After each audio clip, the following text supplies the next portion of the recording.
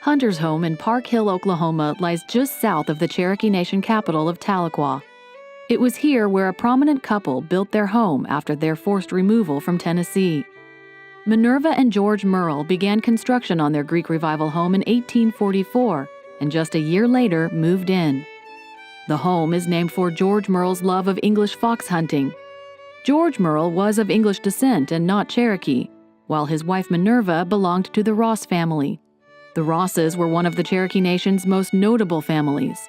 Minerva's father, Lewis Ross, was once treasurer of the Cherokee Nation. Her uncle, John Ross, was principal chief of the Cherokee Nation during their most tumultuous years. He guided the Cherokee Nation through their painful removal years and adjustment to Indian territory. Minerva was Cherokee. She is the Cherokee citizen, and so George would not have been out here if it hadn't been for her and her family. So whenever the Cherokee citizens are moved out here to start their new home and their new lives out here out west, Minerva came with her family and George came with her. And whenever they built this house and this property, George built it for Minerva because this is her plantation, it's her property. She's, as a Cherokee woman, is the owner of the home and the land. The traditional role of a Cherokee woman can be seen in Minerva's strong presence in daily life at Hunter's home.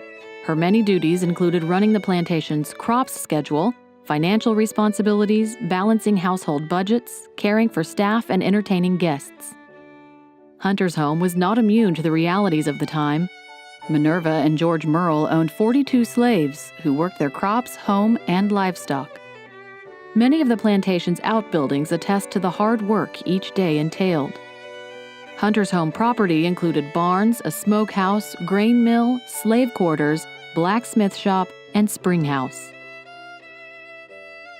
Minerva ran an active social calendar during her time at Hunter's home, entertaining many friends, family, and visitors to Park Hill.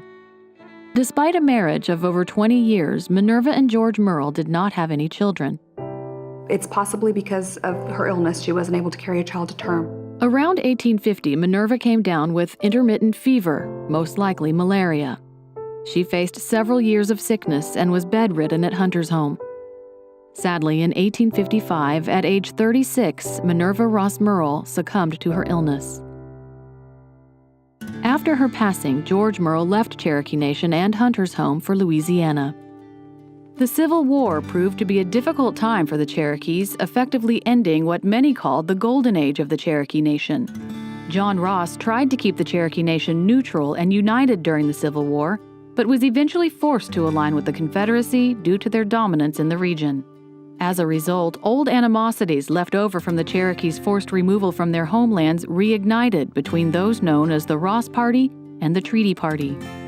During the Civil War, Park Hill, Cherokee Nation was one of the most dangerous places to live if you were a civilian. There was a lot of guerrilla warfare going on here that wasn't happening in some of the other communities across the country. There was a lot of vendettas that were being carried out on people, citizens who were living here.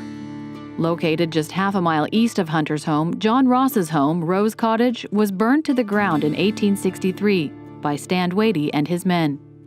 There was a huge vendetta between Stand Watie and John Ross, and this house sort of became the center of that, especially since it was a Ross home. During one such raid, Stand Watie, a Confederate general and foe of the Ross family, stood atop this landing in the dining room, brandishing a knife as his men ransacked Hunter's home.